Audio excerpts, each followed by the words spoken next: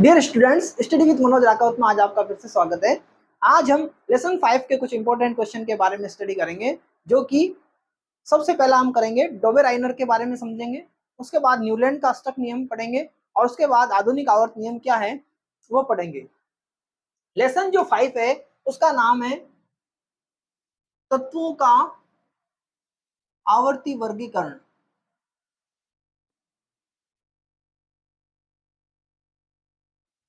यहाँ पे एक शब्द आ रहा है वर्गीकरण।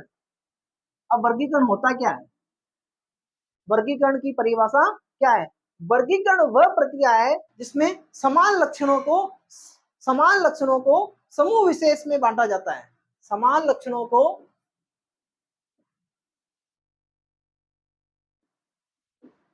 लक्षणों को समूह विशेष में बांटने की क्रिया है। क्या है? वर्गीकरण। वर्गीकरण का तत्वों का जो वर्गीकरण दिया गया था उसमें सबसे पहले प्रयास डोबे-राइनर के द्वारा किया गया था और वो भी 1829 के अंदर किया गया था। कि डोबे-राइनर ऐसे वैज्ञानिक थे जिन्होंने सबसे पहले तत्वों को वर्गीकरण करने का प्रयास किया। उन्होंने क्या कहा? वर्गीकरण को हम इस प्रकार से भी समझते हैं। मान लीजिए ये क्लास है, मान लो 10th क्लास है। 10th क्लास के अंदर ये स्टूडेंट्स बैठे हैं। अब स्टूडेंट 10th क्लास का वर्गीकरण करना है। 10th क्लास का वर्गीकरण किस प्रकार से कर दिया? इन्होंने एक साइड बॉयज को बिठा दिए मान लो, और क्लास टीचर ने एक साइड गर्ल्स को बिठा दिया। तो ये वर्गीकरण जेंडर विशेष के आधार पे किया गया कि एक साइड गर्ल्स है, एक साइड बॉयज है। तो ये है वर्गीकरण। एक उदाहरण से और समझ लेते हैं। मान लो ये एक शॉप है और कोई व्यक्ति इस शॉप के ऊपर सामान खरीदने परचेज करने जाता है और मान लीजिए कहता है मुझे ये शॉप चाहिए, मान लीजिए मुझे रिन शॉप चाहिए। तो दुकानदार क्या आपको 5 मिनट के बाद रिन शॉप ला के देगा? अगर वहां पे कोई भीड़ नहीं है वो तुरंत आपको रिन साबुन ला के दे देगा। क्यों ला के दिया? क्योंकि उसकी जो साबुन के रखने के जो जगह थी वो पर्टिकुलर एक निर्धारित थी और उस जगह पे केवल साबुन ही पड़े थे और साबुन के अंदर में भी वहां पे केवल कपड़े धोने का साबुन था, एक साइड दूसरी साइड नहाने का साबुन था। तो कपड़े धोने के साबुन में जितने भी कैटेगरी साबुन के ब्रांड्स हैं वो अलग अलग रेक के अंदर पड़े थे। इसके कारण दुकानदार ने तुरंत उसको ला के दे दिया। तो उसने अपने दुकानदार का क्या कर दिया था? क्लासिफिकेशन कर दिया था, वर्गीकरण कर दिया था। तो ऐसी ही आवश्यकता तत्वों में बांटने की भी हुई थी। इसलिए सबसे पहला प्रयास क्या था? डोबे-राइनर ने। डोबे-राइनर ने क्या कहा कि मध्य तत्व के परमाणु भार, मध्य तत्व के परमाणु भार का औसत, ध्यान दीजिए क्या कहा गया है? मध्य तत्व के परमाणु भार का औसत शेष दोनों तत्वों के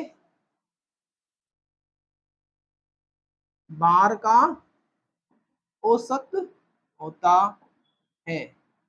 मध्य तत्व के परमाणु भार, मध्य तत्व का परमाणु भार शेष दोनों तत्वों के भार का औसत होता है। क्या दिया था? डोबे-राइनर ने कहा कि मध्य तत्व के परमाणु भार, मध्य तत्व का परमाणु भार लगभग, मध्य तत्व का परमाणु भार लगभग शेष दोनों तत्वों के भार का औसत होता है। कैसे? जैसे इसने एक उदाहरण दिया, लिथियम, सोडियम और पोटेशियम। ये एक टिप्स है। इसके अंदर क्या था? लिथियम का परमाणु भार कितना होता है? 7। पोटेशियम का परमाणु भार कितना होता है? 39। और सोडियम का परमाणु भार कितना होता है? 23। अब इनमें देखते हैं औसत क्या होता है? राशियों का योग बटा राशियों की संख्या। तो राशियों का योग, ये दो राशियां बची है, 7 + 39 डिवाइड 2। तो 7 और 39 के अंदर आप 7 और 39 को जोड़ेंगे तो क्या आता है? 46। और 46 को 2 से कैंसिल करते हैं तो आता है 23। क्या आता है? 23। तो ये है या नहीं है? लगभग बराबर है, एग्जिट।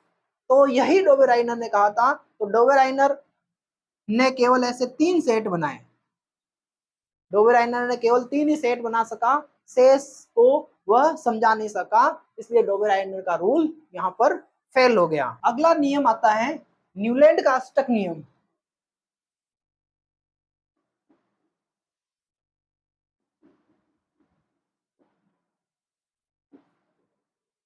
न्यूलैंड के अष्टक नियम में न्यूलैंड ने सन 1865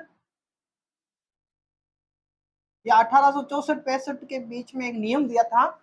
उसमें न्यूलैंड ने बताया था कि यदि तत्वों को उनके परमाणु भार के आरोही क्रम में व्यवस्थित करें, आरोही क्रम का मतलब होता है बढ़ता क्रम, एस्केंडिंग ऑर्डर, तत्वों के परमाणु भार को उनको आरोही क्रम में व्यवस्थित करें तो प्रत्येक 8वां तत्व पहले से समानता प्रदर्शित करेगा। क्या नियम बताया था न्यूलैंड ने? न्यूलैंड ने कहा कि तत्वों के परमाणु भार को उनके बढ़ते क्रम में यदि व्यवस्थित कर दें तो प्रत्येक 8वां तत्व पहले से तत्व से क्या करेगा? समानता प्रदर्शित करेगा। इसलिए उसने एक टेबल बनाया, जैसे 3 नंबर पे लिथियम, 4 पे होता है बेरिलियम, 5 पे बोरोन, 6 पे कार्बन, 7 पे नाइट्रोजन, 8 पे ऑक्सीजन, 9 पे फ्लोरीन, 10 नियोन। नियोन उस समय ज्ञात नहीं था,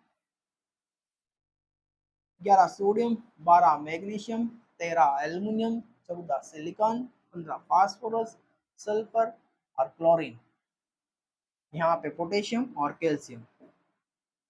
ये उसने एक टेबल व्यवस्थित की जो कि परमाणु भार के बढ़ते क्रम में व्यवस्थित थी। जैसे जैसे परमाणु का भार बढ़ता जा रहा है वैसे वैसे उन्होंने टेबल को व्यवस्थित की। जैसे मैं मान लो लिथियम का परमाणु भार 7 है, तो इस तरह से आगे नेक्स्ट जो आएगा उससे आगे का भार जो होगा उससे ज्यादा होगा। तो और उसने जैसे संगीत के सुर होते हैं सा, रे, ग, म, प, ध, नी, और सा वापस का आएगा इसके नीचे आया, तो इसमें लिथियम का जो परमाणु, लिथियम की जो विशेषता है वही सोडियम की होगी। तो लिथियम कितने नंबर देखो 1 2 3 4 5 6 7 और 8 तक तो जो सोडियम है वो अपने पहले से समानता दर्शाएगा, यानी कि लिथियम और सोडियम के गुण क्या है? एक जैसे हैं। अब सोडियम के बाद अब 1 2 3 4 5 6 7 और 8, यानी कि पोटेशियम अब किससे समानता दर्शाएगा? सोडियम से। यानी कि इन तीनों की टेबल के अंदर ये जो ग्रुप है उसके अंदर लिथियम, सोडियम और पोटेशियम के क्या है? गुण क्या है? समान है। ये न्यूलैंड के अष्टक नियम में बताया था। क्या बताया था उसने? कि यदि तत्वों को परमाणु भार के बढ़ते हुए क्रम में व्यवस्थित किया जाए तो प्रत्येक प्रत्येक आठवां तत्व पहले तत्व के साथ समानता दर्शाएगा। ये न्यूलैंड के अष्टक के नियम ने अष्टक नियम में बताया था। न्यूलैंड ने अपने अष्टक नियम के अंदर सन 1865 के अंदर ये बात बताई थी। अब हुआ क्या था? न्यूलैंड का अष्टक नियम फेल क्यों हो गया? इसके फेल होने के कारण क्यों फेल हो गया? ये केवल 20 तत्व तक ही ये नियम सिद्ध हो पाया, क्योंकि 20 तक के जो तत्व थे वो हल्के परमाणु थे। हल्के परमाणु के ऊपर ये लागू हुआ। भारी जो परमाणु भार, जो भारी एलिमेंट्स थे, भारी तत्व थे, उनके ऊपर ये लागू नहीं हुआ। दूसरा, न्यूलैंड के समय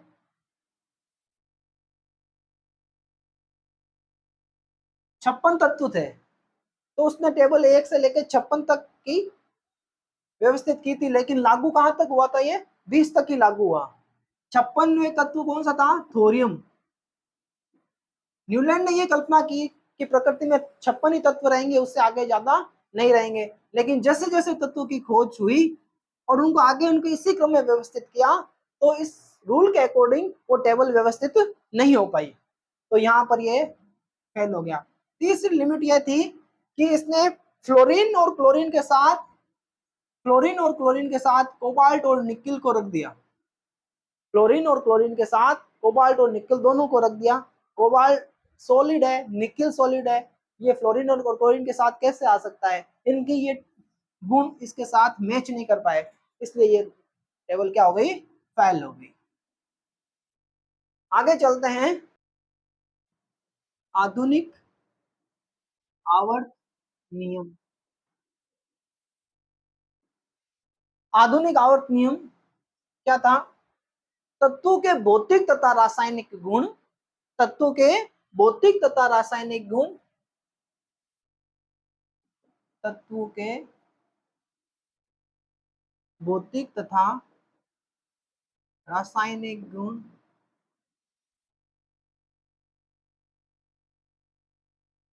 परमाणु क्रमांक के आवर्ती फलन होते हैं।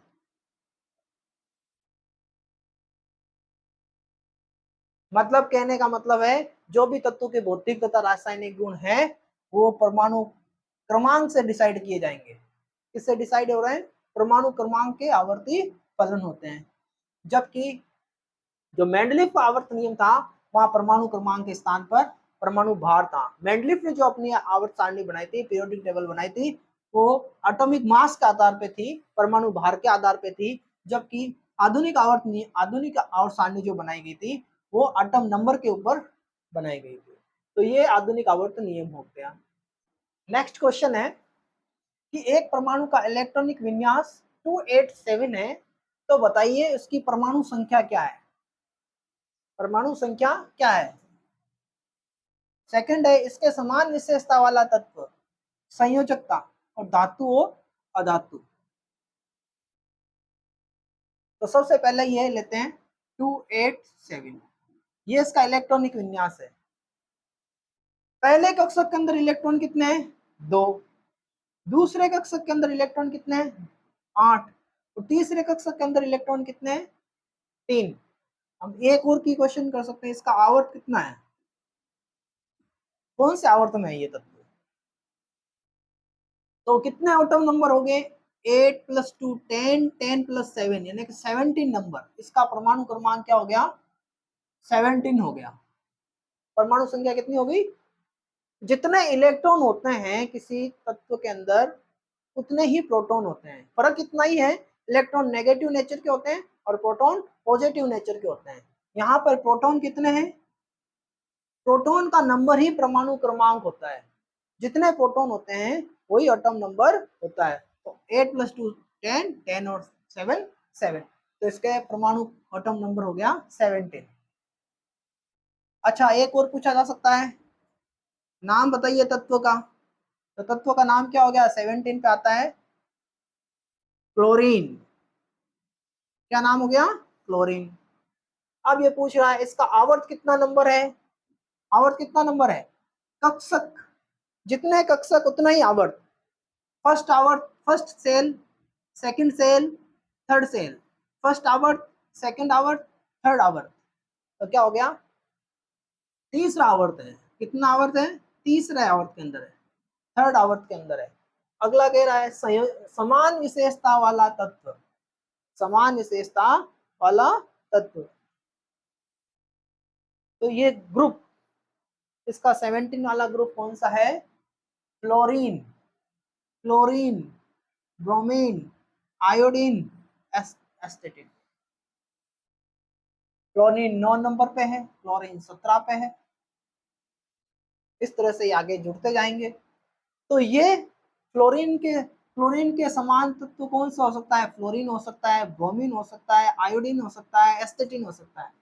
ग्रुप के अंदर जितने भी एलिमेंट्स होते हैं वो समान नेचर के होते हैं, उनके भौतिक तथा रासायनिक गुण क्या होते हैं, समान होते हैं।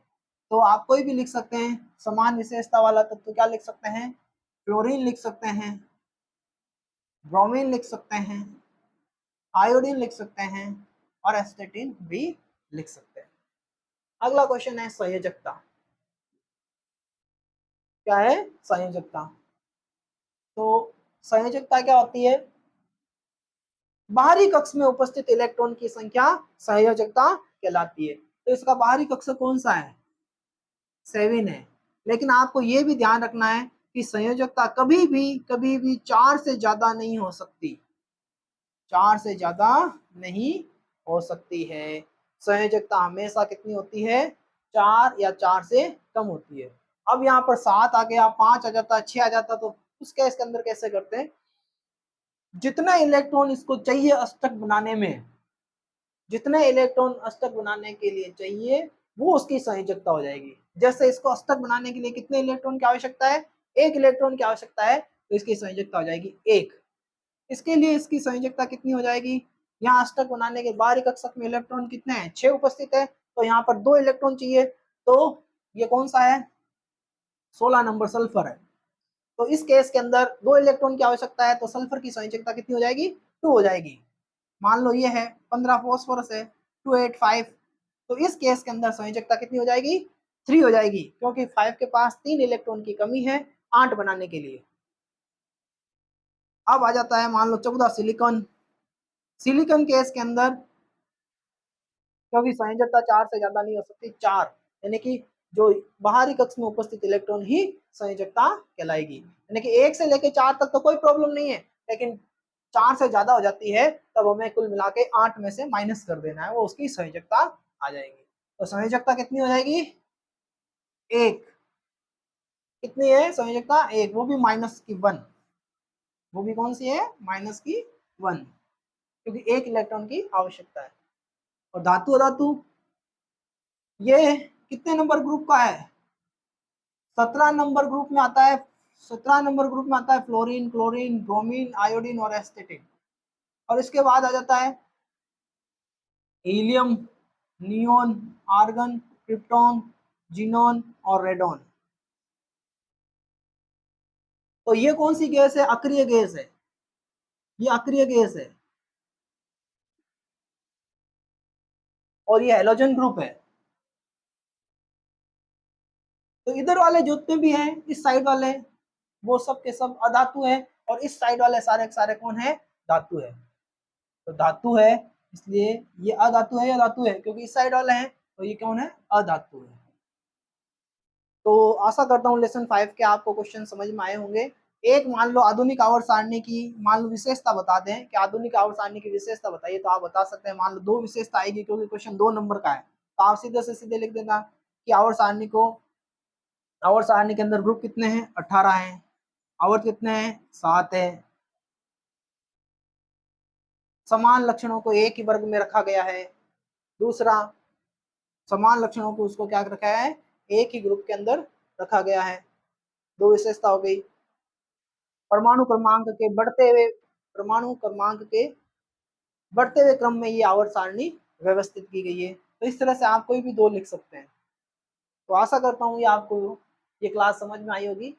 ये अपने इससे ज़्यादा इम्पोर्टेंट कोई इसके अकॉर्डिंग कोई भी क्वेश्चन पूछा जा सकता है, ये तो मैंने आपको इसे एग्जाम्पल देके बताया है। तो आशा करता हूँ ये आपको क्लास समझ में आएगी। नेक्स्ट क्लास में हम अगले टॉपिक, अगले लेसन के इम्पोर्टेंट क्वेश्चन पढ़ेंगे।